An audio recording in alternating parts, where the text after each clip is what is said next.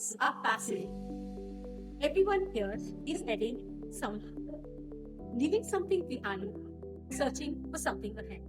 And it felt like a perfect setting for a conversation with someone who has spent decades shaping the way people experience travel, luxury, and leisure.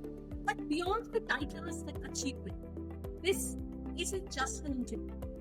It's a thoughtful conversation with someone who has experienced ambition, pressure, transformation, and responsibility up close.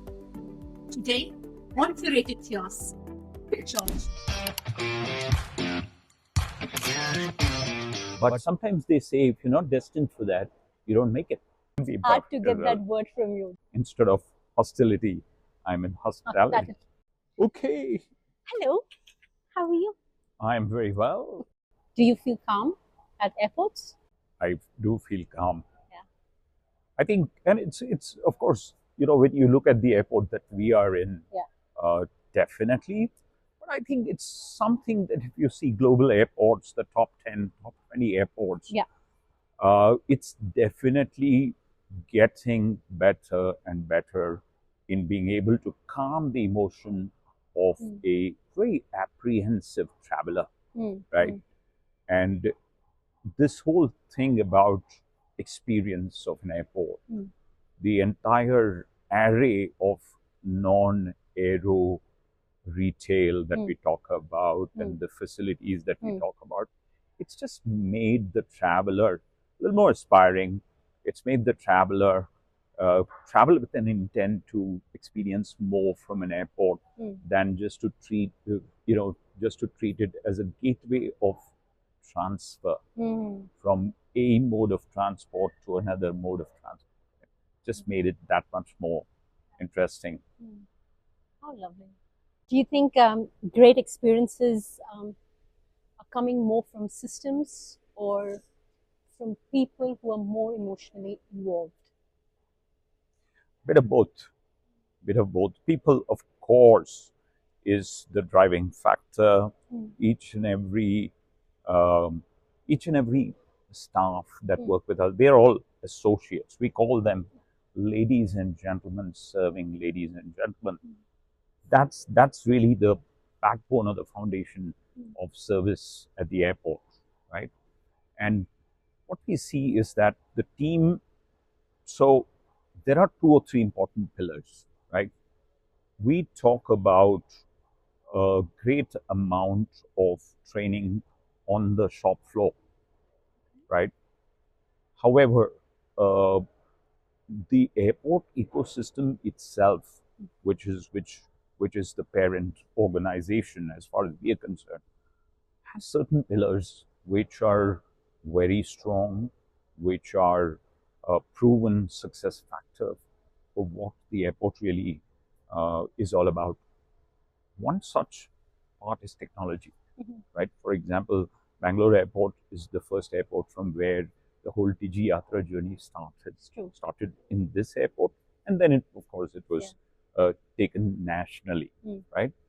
That means tech plays a very big role today in how 880 associates of the hospitality company that I lead, it plays a very big role in how we do what we do, right? I did mention to you that it's a very complex ecosystem. For example, we don't call the head office a head office anymore. We call it the tail office. The head is really here. The head and the heart is on the shop floor, right? And what we did was we said that it would be difficult for them, for the associates to log in and look at what's happening in the company, what's the daily dashboard, what's the daily lineup look like for them. And so we've used technology to that effect. All of them are smartphone enabled. And so their daily training package, the information about what they need to do, the load factors, etc., is given through that, right? We talk about how we use, in our business, for example, the lounge operations is about an experience. It's about what we offer to the guests, discerning traveler, is the experience. Right. And therefore, one of the things that we need to constantly, and I'm saying it's a challenge, and it's something that we constantly work on, is the queuing that happens, Yes. right?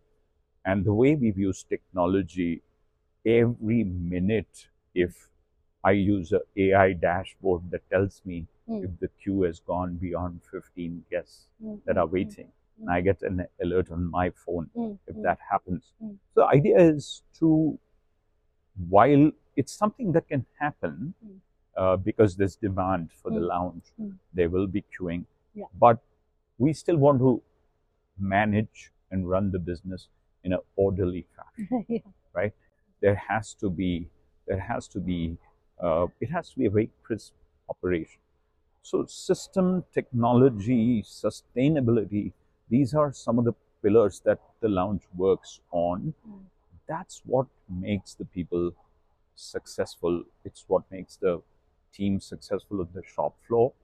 It's the way they have incorporated technology, the way they have. I'm very pleased to let you know that we've just completed 3 years of our journey. We are serving 2.4 million guests only as lounge. 2.4 million guests. Could be some of the airports actually have that many passengers for the year, and we actually serve 2.4 million customers in a lounge or in the transit hotel or at the cafe, for example, right? Are you better in handling pressure, or you're just better in hiding it now? I think my better half takes all the pressure off me. She does a great job. There's not a single day when we don't have a conversation around, how do I do this, or how do I sort of overcome something. Right. And so I think when you talk about pressure, it's the unit that you are in. Yeah. It's the unit around you. It's the family. It's the environment that you create around you. And yes, it's how you balance your day. Because you spoke about family, I'm going to jump into something which I wanted to ask you. Has something changed in you or has stayed consistent personally over these so many years and over reaching epitome of success? From leading hotels to leading one of the most successful projects of the country. What has stayed with you personally, and right, what's diminished? Okay. So let me put this on record. You said that I've become successful, right? And I would say I still have work to do on that front. It's always work in progress. I think success to me is when I see that gleam and that sparkle in the eye of my associates, because developing that community today where there's a huge supply demand inequation when it comes to the hospitality business itself, I take it upon me to develop the leaders. So leadership is not about followership. I firmly believe that it's about creating new leaders, right? My role is to create leaders in the hospitality field for the future, right? An associate today, I love working with the Gen Z, with the millennials. I learn from them because I do not understand how to communicate with them, right? I cannot demand. I can command some extent of response. I have to really learn what is it that I need to do to, to get maximum synergy with them, right? But when you go back, I think the team is that unit around which everything happens. Family is something which is always behind you. I think a significant change for me happened, for example, when I took a department head role, and I think I was at the Oberoi in New Delhi at that time. Two iconic hotels that have had a an opportunity to work with was the Taj Mahal Palace and Towers at the Gateway of India, the iconic property where I worked. And then, of course, the Oberoi, New Delhi, where I worked. And I think there was some change that was happening there. The birth of my children, right, changed me. It taught me to become more responsible, more real, more present to things around you. So yes, I think trying to always find a balance around the day is consistently is what keeps me going, right? Someone had to, let's say, take an hour with you, which is beyond the titles, beyond the work you do, beyond these interviews. What would they discover? What would they discover?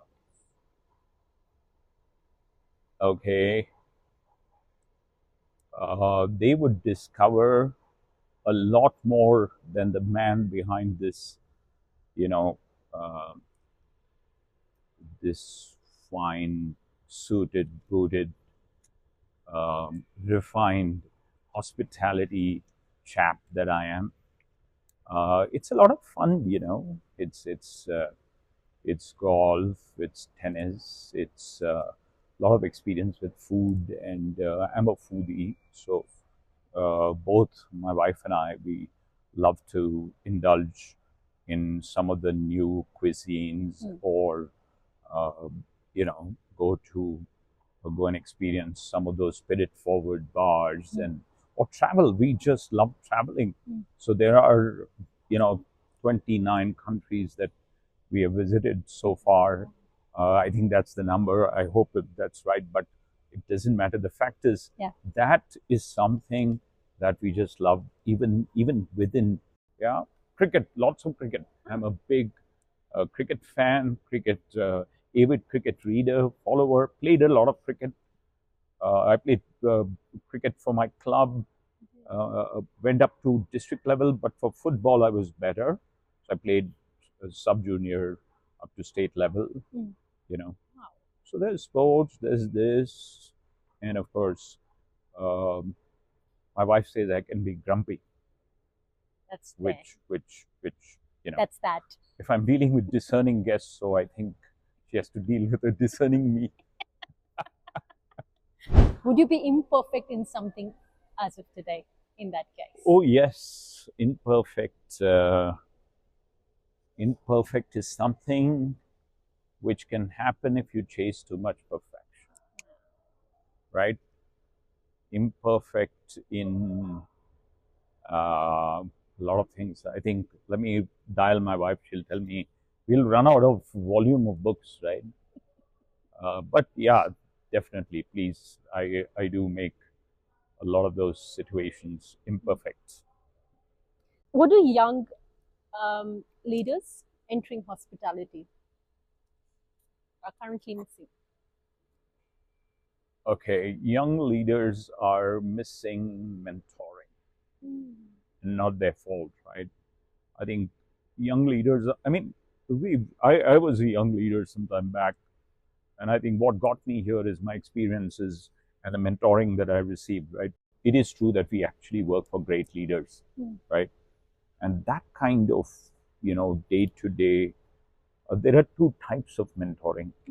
One mentoring is what you see and what you get from an emotion point of view. There are no notes.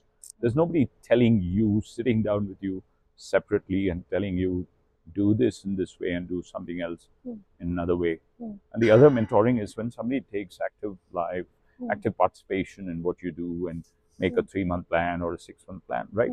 I think both are missing. Rank this statement. What statement? Do leadership and loneliness eventually start traveling together? It's, as they say, it's very lonely up there, right? It's so true. And but I think it's still thank you, it's still up to you how much lonely you want to make it. It's really up to you. But 100%, right? They travel with you together.